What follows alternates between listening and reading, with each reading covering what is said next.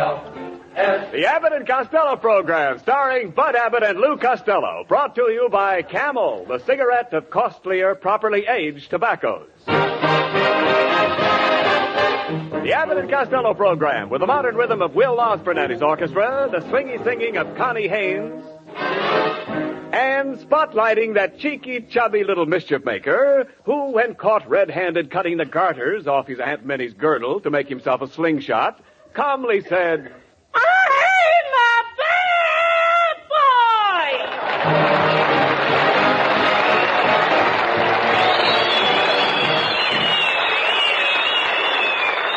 I'll say you're a bad boy, Costello. What's the idea of coming here late? The first broadcast of our new season. You're supposed to make a speech of welcome to our listeners. By the way, do you know how to make a speech? Oh, sure, I know how to make a speech. Oh, you do? Sure. Watch me. Go ahead. Ladies and gentlemen. Oh, Costello, they know they're ladies and gentlemen. I know, but it's nice to remind them of it every once in a while. Never mind that. Go ahead with your speech. Oh, yeah? Yes. All right.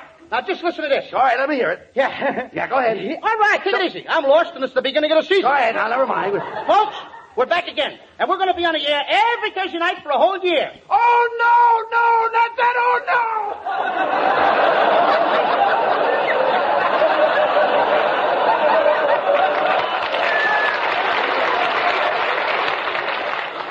I think we just lost a listener.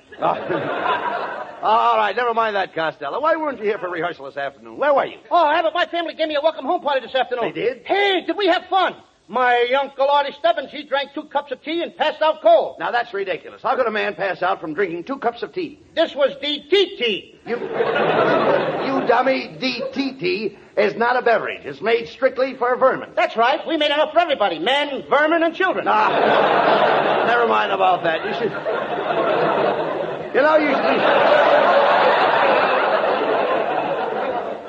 You should be very proud of the way your friends welcomed you back from your vacation, Lou. I saw big signs all over your neighborhood. Oh, sure. Welcome home, our hero, Lou Costello. We love you, Lou Costello. America's ace of the airways, Lou Costello. Yeah, but Abbott. What's the matter? Oh, but those signs embarrassed me terribly. Why should those signs embarrass you? They caught me nailing them up. Oh, come on. You're impossible. Never mind that. Look, tell me about your trip back east. How did you like New York? Oh, Abbott, New York's a wonderful place. You think so? The people there are so friendly. They are. The minute you get off the train, they grab you and they smother you with kisses. They do? Yeah. Then they take you for a ride in a taxi. They hug and they kiss you. And then they take you out for dinner and they buy you champagne. And then they take you for a moonlight ride in Central Park. And then they hug you and they kiss you some more. And then they send you home with a 5-pound box of chocolates. Costello, did all this happen to you? No, to my sister. Costello, look, please. I'm talking about you. What did you do in New York? Oh, Abbott, I met the most beautiful wave. We went together for 13 weeks. You went with this wave for 13 weeks? Yeah, we just finished basic training. Oh, come on. That's silly. The next time I see you, we're going on maneuvers.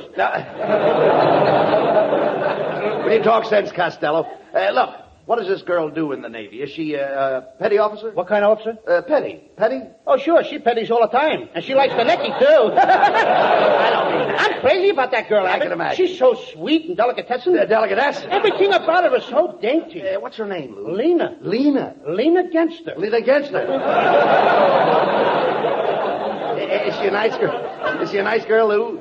Did you meet her family? Oh, sure. And what a family. Her father and mother have 37 children. 37 children? Mm-hmm. They must live on the other side of the tracks. With 37 children, they got to live on both sides of the track. Well, never mind about her family. Is Lena a pretty girl? Pretty? Mm-hmm. Abbott, do you know how Veronica Lake's cute little nose comes right to a point? Yes. Lena's head does the same thing. Well,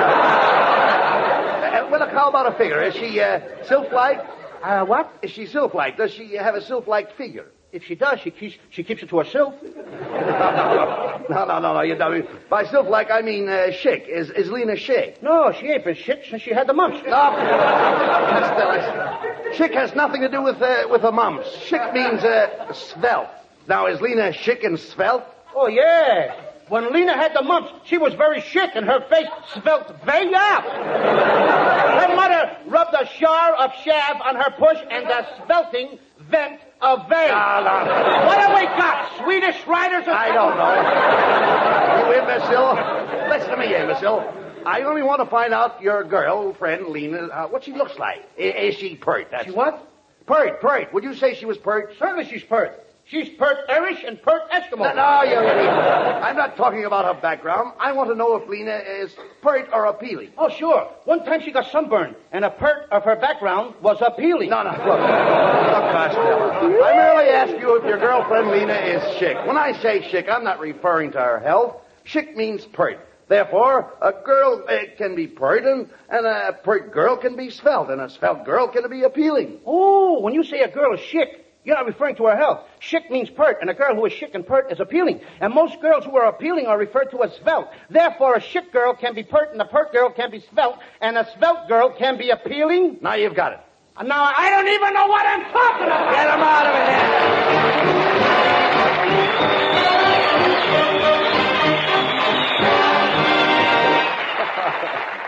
Gentlemen, a masterpiece of the ridiculous. And may I make a quick jump from the ridiculous to the sublime, from the clowning to the classics, and quote a wise man named Aesop who declared some 3,000 years ago, "Experience is the best teacher." And true today, what we learn by experience means the most.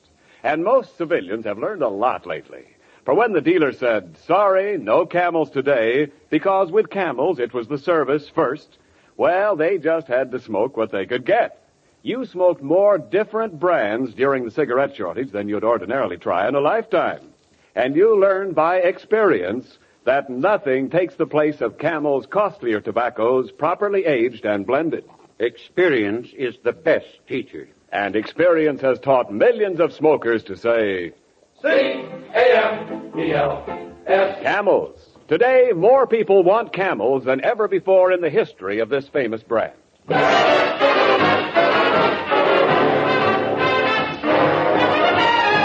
now here's Will Osborne and the orchestra with one of your favorite favorites, the Atchison, Topeka, and Santa Fe.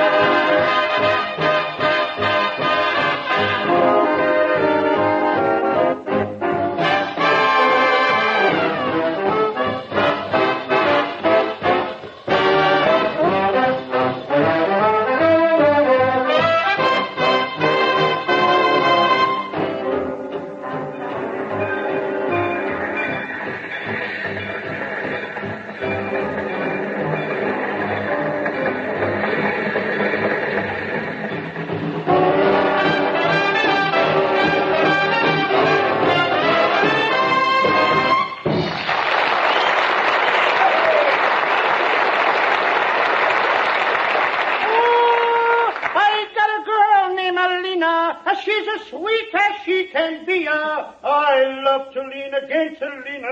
When Alina leans against me. All right, look. Cut that out, Costello. Will you please never mind that scene?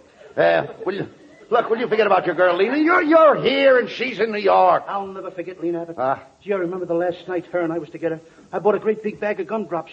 Red ones for Lena and black ones for me. Red gumdrops for Lena and black ones for you? Yeah, we sat on a bench in the park eating them gumdrops. Then it got dark and I lit a lantern. You jerk, you mean you were sitting on a bench with a beautiful girl at night and you lit a lantern? Yeah. Why? It was so dark I couldn't tell the red gumdrops from the black ones.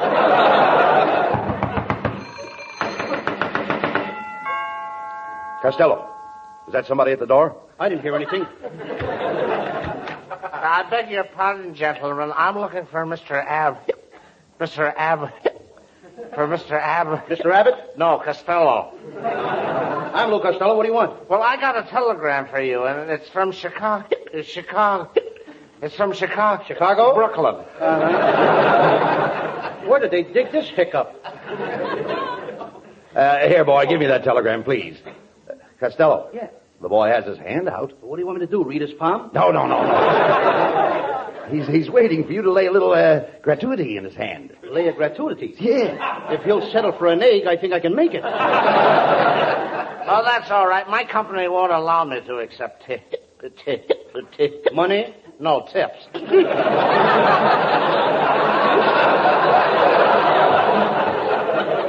see, the telegraph company pays me very well as it is. I only been working for them for 20 years, and yesterday they raised me. They raised you? Sure, they raised my bicycle seat up 6 inches.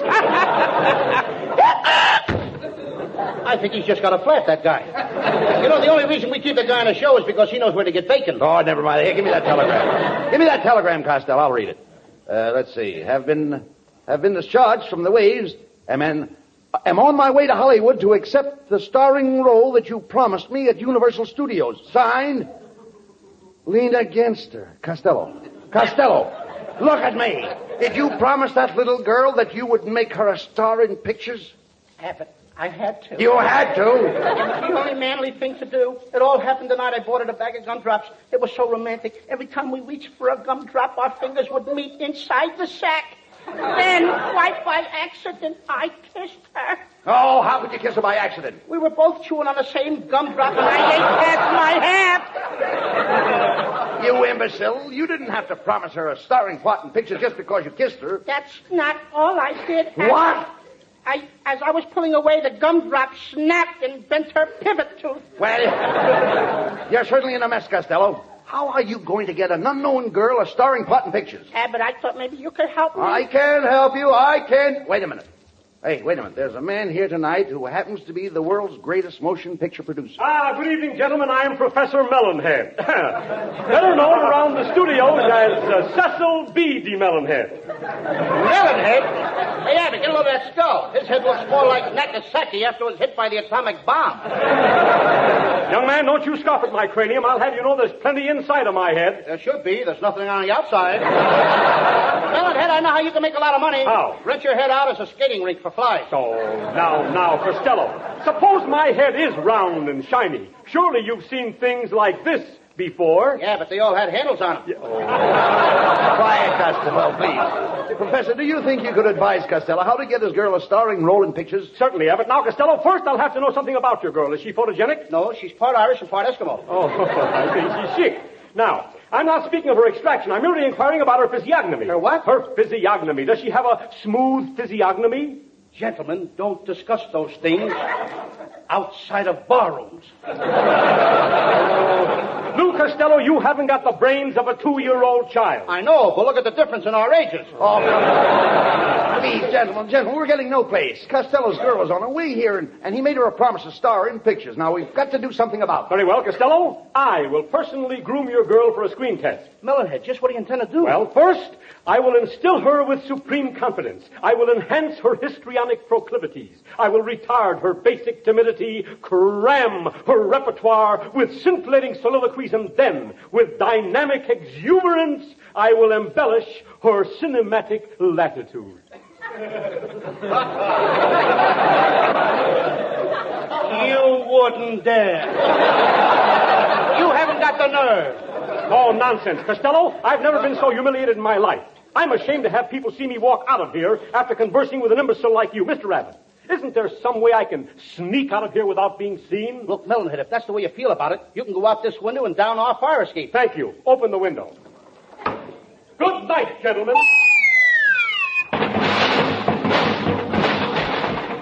Costello, what was that? It just dawned on me we ain't got no fire escape.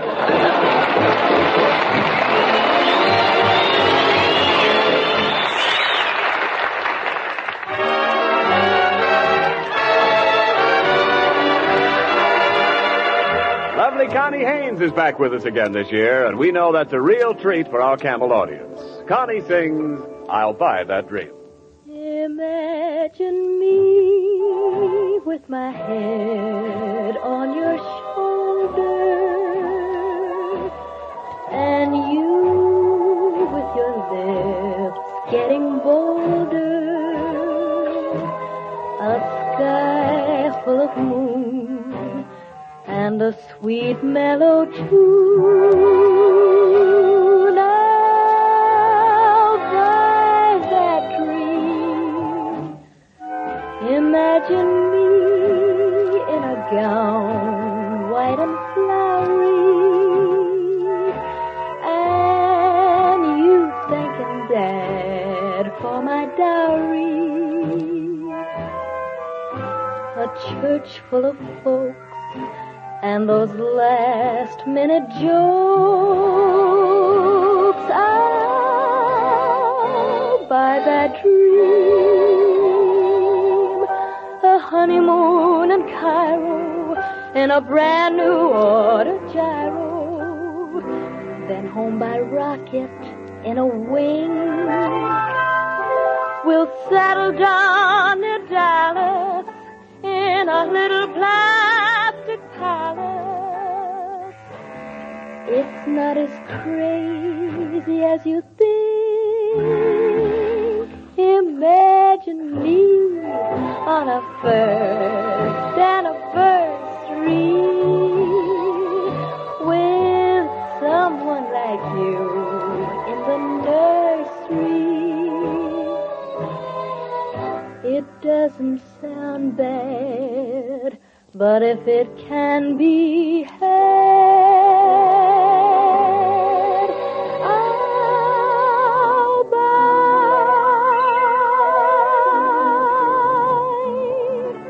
that dream.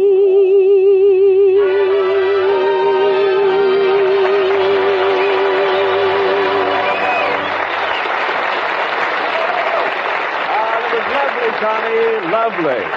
And that song's heard round the world, for this program is sent overseas to our servicemen. And I can just picture two such servicemen on their way to that magic place called home. They've been everywhere, seen everything. And now they're seeing the Statue of Liberty and the skyline they haven't seen in years. Boy, does that look good. Gosh, you never know how much you've missed something until you've had to do without it. Yes, it takes the experience of doing without to make us really appreciate things we're apt to take for granted. Proving again that experience is the best teacher. Not only in the big things, but in little things, too. Cigarettes, for instance.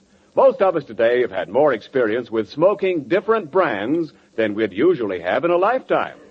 During the shortage, we had to smoke whatever we could get.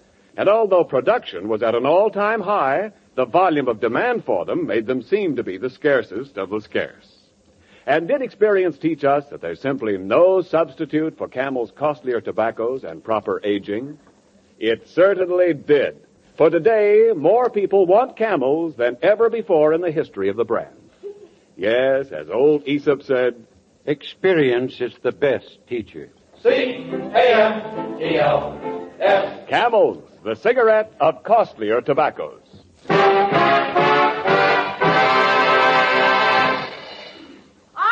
All right, stand aside, boy, and let me in. One side or I'll open your head. Shh. Now, please, madam, quiet. The Abbott Costello Show is on the air in the studio. You must be absolutely quiet. Not a sound. You're not even supposed to breathe while they're on the air. Don't tell me they're that bad. Well, I'm going in. Step aside, hack rack, before I hang something on your hook. You're not getting past me, madam. I am the head usher. Oh, yeah?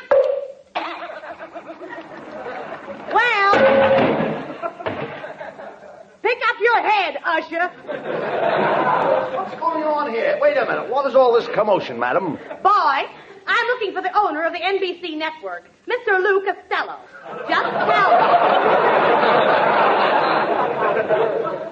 You may tell him that Lena Genster is here.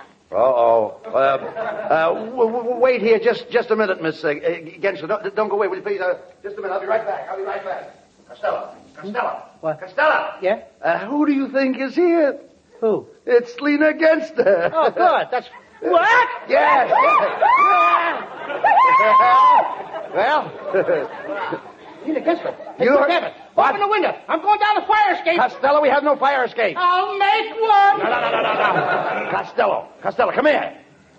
Did you tell Lena Genster that you own the NBC network? I had to, Abbott. When did you tell her that? The night you had the gumdrops? No, that was the night we made fudge. Costello, you idiot. First you told Lena you'd star in pictures. Then you told her you own the NBC network. I hope you didn't tell her you were the mayor of Los Angeles. Abbott, you know I wouldn't do that. No. I'm not that dumb. You're not that dumb. I've had enough of this horsing around. I demand to see Senator Lou Costello. Senator!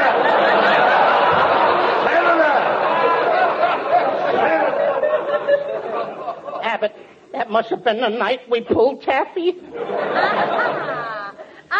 There you are, Fatso. Come here to Mama and give her a great big kiss. All right, now put me down!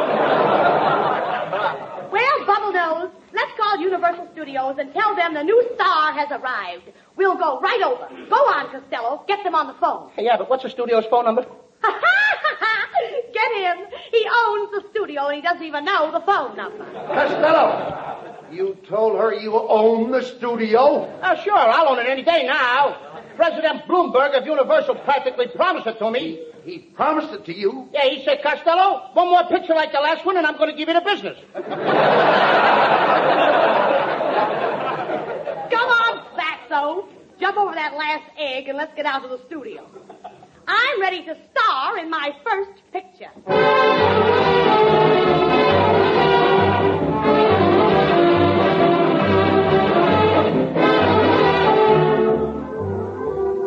Well, here we are, Costello. Main gate to Universal Studios. Just think, in a few minutes, thanks to you, I'll be a star. Lena, don't you think we ought to come back some other day? The gate's locked. There's other people getting in. Look, there goes Charles Lawson. Open the gate for Mr. Lawton, Mike. Look, there goes Charles Boyer. Open the gate for Mr. Boyer, Mike. Go on, Costello. You own the place. Tell him to open the gate for you. Good morning, sir. I'm Lou Costello. Climb over, you bum. Costello, did you hear what he said? Why, he's treating you like a dog. Speak up.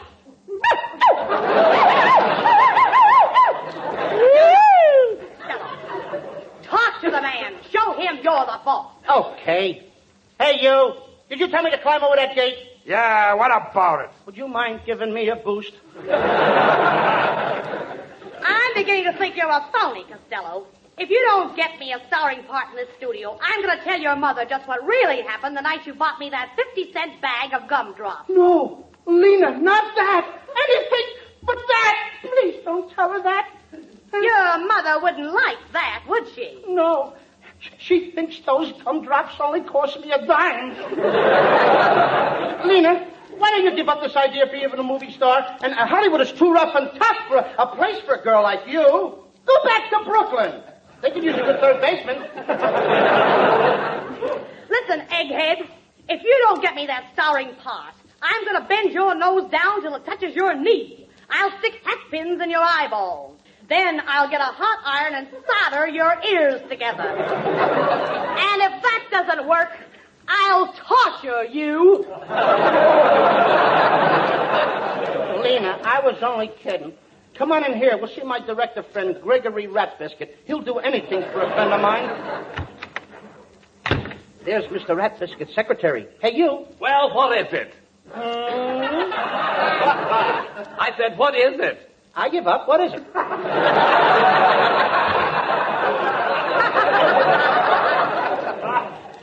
Boys, tell Mr. Ratbiscuit that Lou Costello has a friend out here that he wants to star in pictures. Well, you'll just have to wait. Mr. Lawton is in there now trying to get a friend of his in pictures.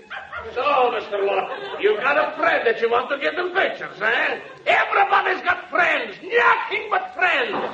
What am I running here, an old friend's home?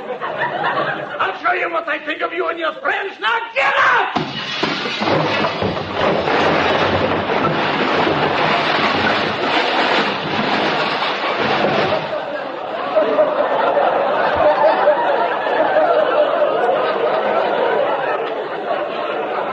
Anybody else brings a friend in here, I'll smash them to pieces. I'll jump up and down on them. I'll tear them to bits. Well, Costello, I suppose you have a friend. No, sir, not me. I haven't got a friend in the world. Everybody hates me. I'm all alone. What about this young woman? Oh, I never saw her before in all my life. What a beautiful creature. What a gorgeous specimen of poultry. Poached. Spring is busting out all over. Come, pretty one, come into my office. I want to discuss your possibility. Oh, Mr. Rat Biscuit.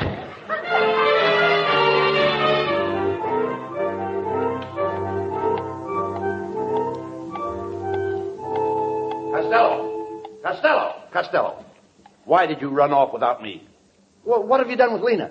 She's been in the office with Mr. Rat Biscuit. Huh? Whew, that must have been it. Oh, boy. She's been in there since 3 o'clock, Abbott. I don't know what to do. Oh, you that must dumb. be a terrific audition. Now, wait a minute. You know Rat Biscuit is a ladies' man. Oh, do you want him to steal your girl? Go in there and get Lena. I'm afraid, Abbott. Rat Biscuit was in a terrible temper. I think he's mad at me. You coward, go in there and get Lena. Okay.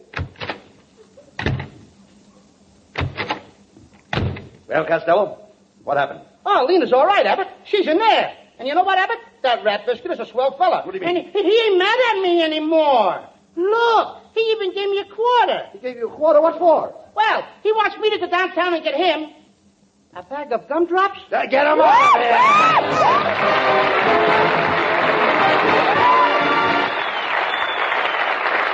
Abbott and Costello will be back for Camel cigarettes in just a moment.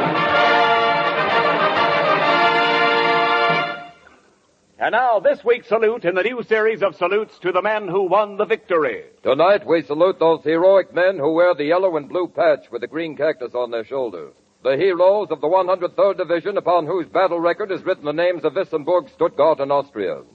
In your honor, men of the 103rd Division, the makers of Camels are sending to your fellow servicemen overseas 500,000 Camel cigarettes.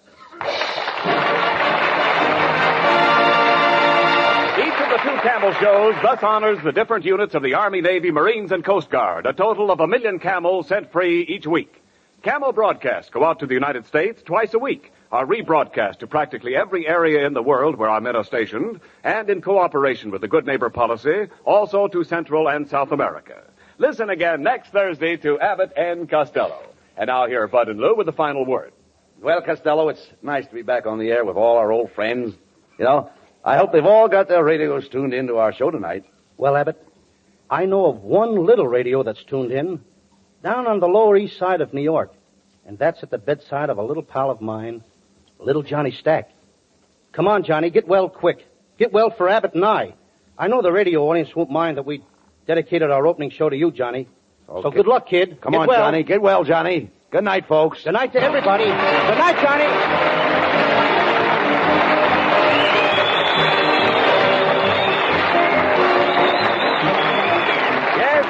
Be sure to tune in next week for another great Abbott and Costello show brought to you by Camel cigarettes. And remember, Camels are worth asking for every time.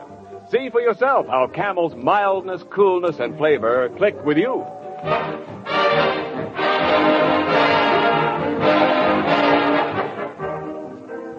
There's many a type of pipe in the world, and they give out with many different sorts of sound. For instance, take a Navy bosun's pipe.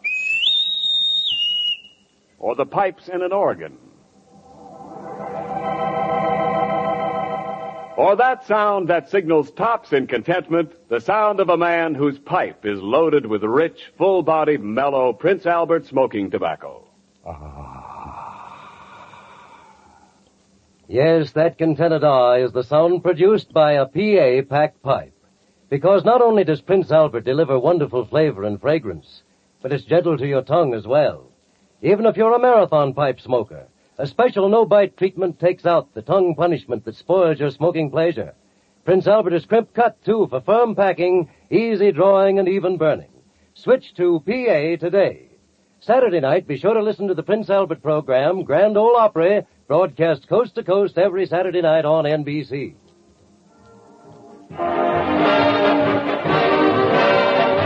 The Abbott and Costello Show for Camel cigarettes will be back at this very same time next week. Don't miss it. This is Ken Niles in Hollywood wishing you all a pleasant good night. This is the National Broadcasting Company.